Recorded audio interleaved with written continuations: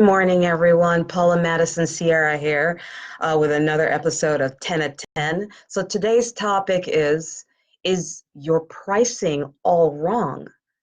Again, my name is Paula Mattisonsierra. I'm with Power Marketing SF, and I bring you 10 at 10 every week in order to share with you basic information that may be able to help your business.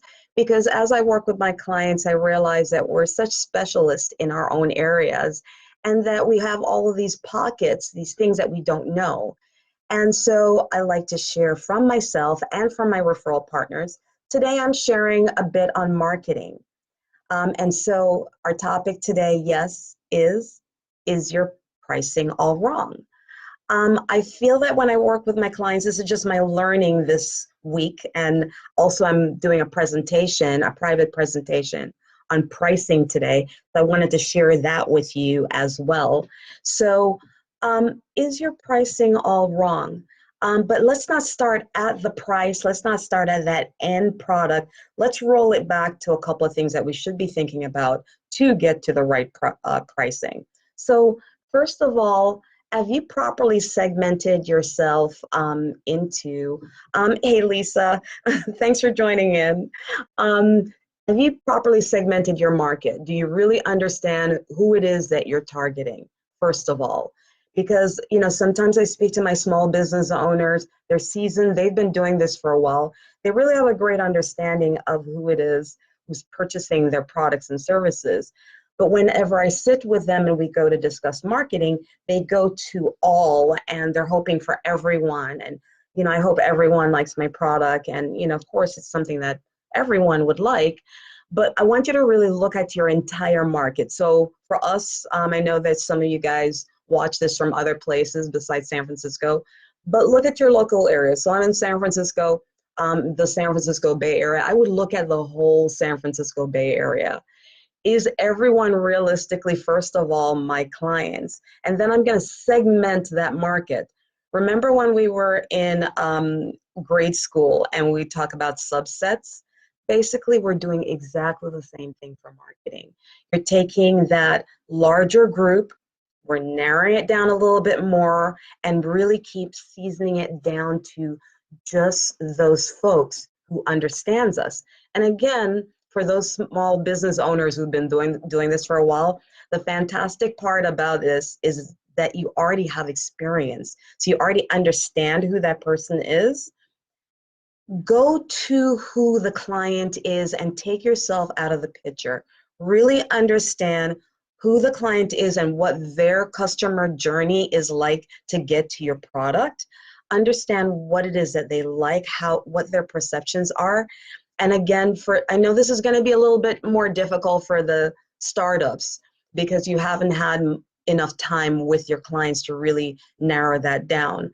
But hopefully you've been observing, hopefully you've been testing your product, hopefully you've been really getting a chance to see how people have been responding to it, who likes it more than the other, and please listen now for the cues as well. Oh, it only costs that? Oh, that's really great. Listen out for all of those things. That's not necessarily a compliment, okay? Because if their expectation, like, wow, I thought you were higher, already says that their expectation based on your service, the product, your entire offering, not just the product itself, but how you presented the product, they expected it to be higher, but you're here. So you lost some margin right there by really not taking the time to understand who they are. A couple of years ago, I worked with a client who made these beautiful wedding gowns. She was customing wedding gowns, gorgeous. But one of the things that I was hearing, even though she was making it by hand, customing to the client's body and need, her top gown was $725. Now, this was a couple of years back, but those of you who've gotten married out there really understand that this is a big planning process, and some folks have been planning for a while for the wedding, and so these prices, and we're really looking at more like 4,000 for custom dress and up, but she was at 700. She was trying to go by the everyone and all principle. And so I said to her, you know something, you don't have to believe me. Now that you understand and I've taught you about the cues that you should be looking for, these basic cues, next time when you do your consultation, and she had a consultation that afternoon, listen to the, look at the faces where they're trying not to freak out because they're realizing they're getting a massive deal. And so we had that discussion. I said, you know, really take a peek at all of that. I said, that's because they knew that your product was that good, and it should be. I mean, but no one's going to say to you, no, I want to pay more. You know, that's, you're basically offering them a $3,000 savings. And so she did that and realized that she was placed completely in the wrong place. And of course, we did the basic as well. So let me roll back a little bit on pricing. So of course, you're going to do the basics. You're going to make sure that your cost is covered. So let's distinguish between cost and price, by the way. Cost is the items, the investment that it takes to create the product. Pricing is what you're charging to your end user. So cost, pricing. So we need to, of course, ensure that your cost is covered, because you know the reason why you're doing this is to make monies, yes? And then of course for some people, you can 2 times it, 3 times it, do the basic markup, and that becomes your pricing. However, there are a few other items that needs to be considered as well. Like one of my favorites, especially I realize for smaller business owner, is psychological pricing. Because you are smaller, many times the quality of the products are much higher. The quality of your customer service offering is much higher. Depending on what your space and how you're presenting, your space may also be projecting that image as well. So psychologically, the expectation when they walk into your space, whatever your distribution point is that it should be at a certain level. Again, we're rolling back to knowing who the client is and making sure we've targeted down to exactly who is our client. But if we've targeted down to exactly who is our client, we really start getting to know them and their expectation of us as business owners, and understanding that, yeah, the quality of this product really demands a little bit more. Yes, I could just do, you know, the cost times 2, I'm good, I'm making a little bit of a margin, but the expectation may be 3 or 4.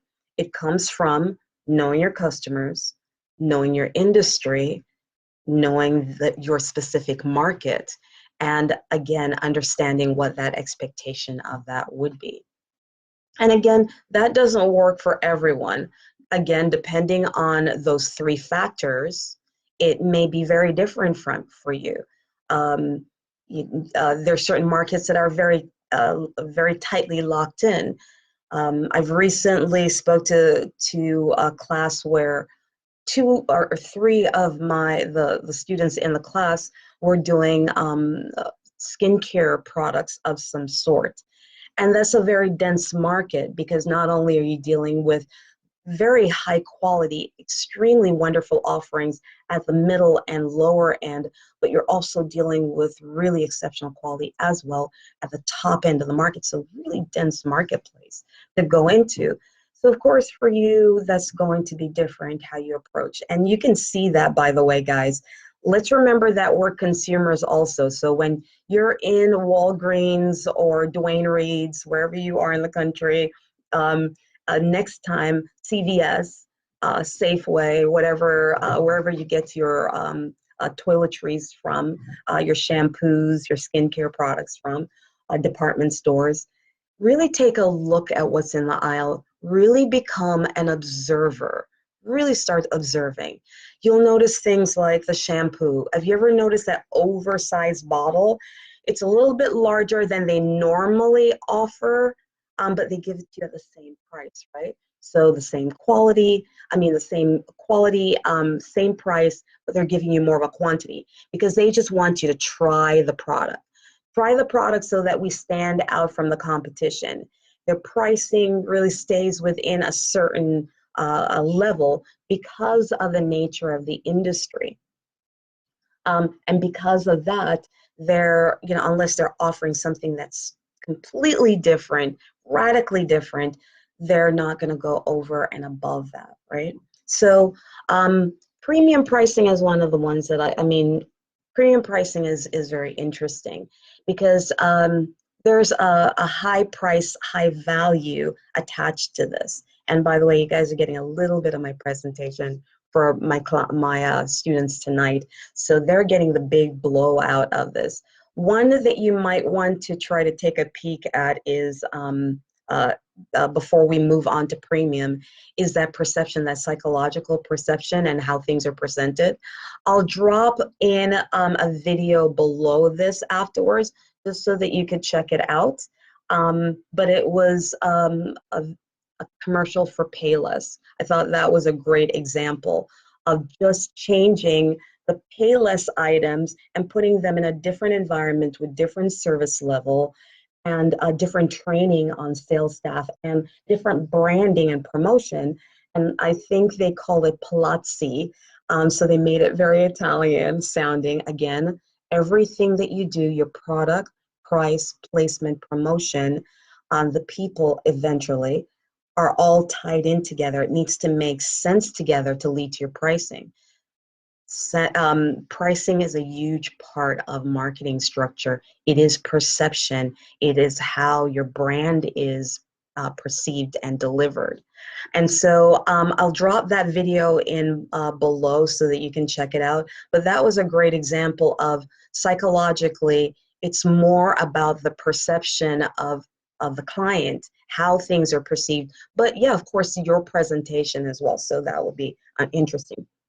So premium pricing.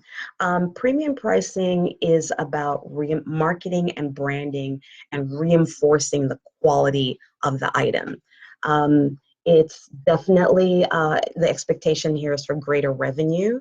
The goal of this whole thing is using pricing to reinforce the perception of quality.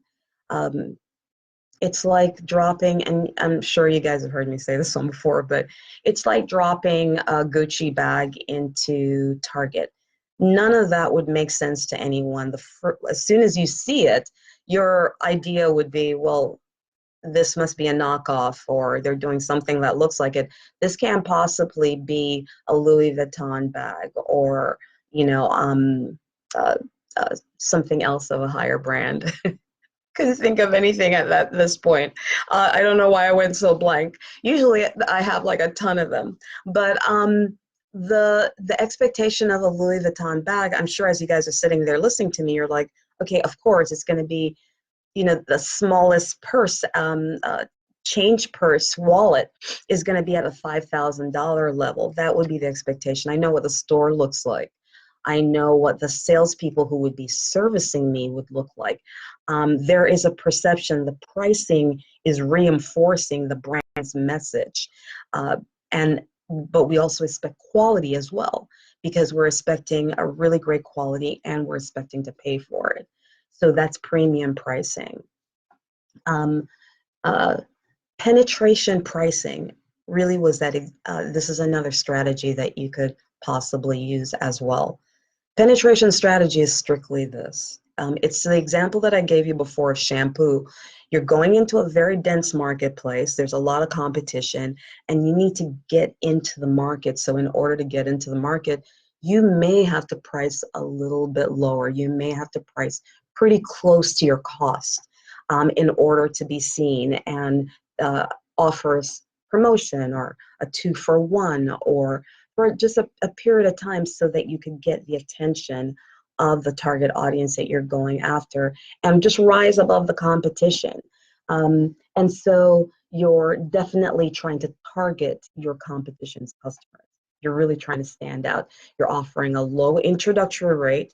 And of course, the key here is to make sure that you let them know that it's an introductory rate, because you as a company can't survive forever if you're doing this forever. So the clients also need to absolutely know that this is an introductory, it's a short-term get it while it's hot pricing right now. And then you are also pricing lower than the competition, of course. And the goal here is to lure the customer from the competition to yourself. That's your major goal. And you have to be on points with your benefits and features to make sure that you're offering something that's more exceptional, standing above them. And again, pricing isn't something that you want to use as your strategy for a long term with any strategy. Um, in that case, you lose because the only person who wins in that scenario is the customers. Okay, so the other one is price skimming. Your base, it's exactly what it sounds like. It is you going into the market.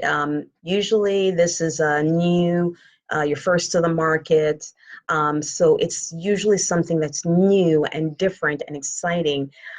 It may be a trend that's going to be staying for a while, that's going to be going across for a while. It's scarce, it's limited. You definitely have to be offering something that's so different from the competition. Not necessarily brand new. It could be a reinvention of something that's already out there, but something that offers something that's just so new and so different. Because you are the only one, going into the market, you can offer a higher than normal introductory price. Now, ensure that everything else around you, by the way, guys, is going to be great, because you also want your marketing to be on point as well. Because what's going to happen is when you're so new and you're so different, the competition is going to see this and they are going to catch up. They're going to figure out what they need to do in order to compete with you as well. That's how the game is played.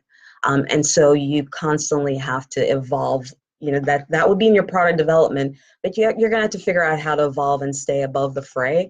But for this point, you're entering into the market, and you're basically just skimming off the market. You're price skimming right now. You're taking that great extra margin off of the market because you're so different. You're so interesting to folks. You're so unique that people are willing to pay for it. And so it's for you to take advantage of that. The price lowers, however, when the competition finally catches up. Then the market balances out, to where the industry is, where everyone else is. But in the meantime, while you are celebrating your uniqueness, you want to take advantage of that and really stand out in the marketplace. An example of that, of course, radical examples of that would be the iPhones, new videos, Xbox, different games when they come out. But of course, I'm sure there's examples in every single area. It's, again, just a reminder, it could be you simply taking something that's already out there and making it radically different. Now, the big item that I really want to remind folks about when it comes to pricing is the following. Now, there's going to be a lot of people who are going to love your product. However, not everyone who wants your product can afford it. And you really need to stay on the mass numbers of who you need to be targeting and who wants your product, and really customizing your 4 Ps of marketing towards that target audience, towards that segment who are the ones who are most excited about your product and are willing to pay for it and can afford to pay for it. So not everyone who loves your product and wants it can actually afford it.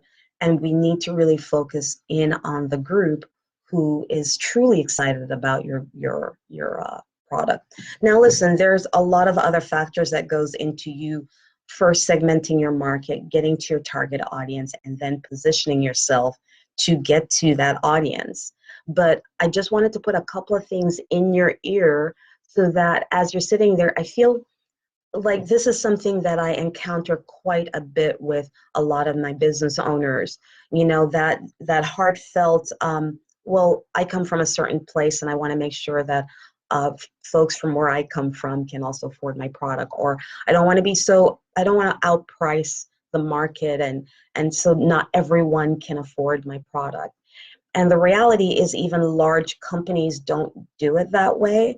They segment the market and they target a group of people. Of course, you want to make sure that that group is large enough to sustain your business, but you want to really narrow in, and that's where your pricing is. So don't just sit by yourself, isolate, and go out of the air, this is the price that I'm going to use. Make sure that you're actually looking at your target audience and what their expectation is, looking at your industry, see what the competition's doing, but don't put all your weight on that. You want to look at the combination of factors, and of course your local market, because if you're where is it that you're servicing? Are you servicing a national market, a local market, an international market? What does the competition look like there? And what's the expectation there as well? But it all comes back to what the client expectation is about your product.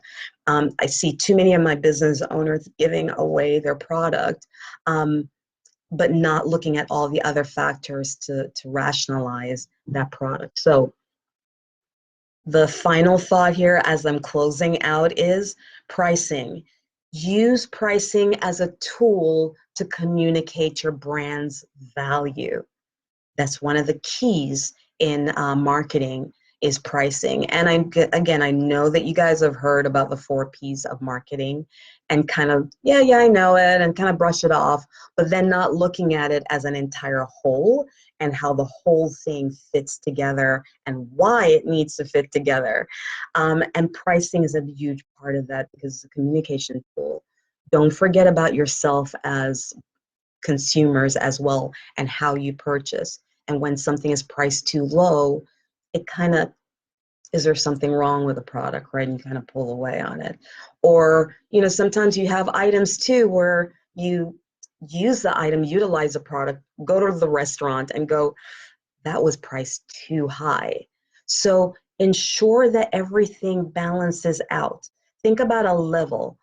Make sure that not only is your pricing right with your customers, but make sure the product makes sense with that price. Make sure that how you're promoting the product makes sense with that price. Make sure that the service that you're giving makes sense with that price. Make sure that all of it levels up together. All right. So hopefully that helps you today, guys. And Paula Mattisonsierra again from Power Marketing SF.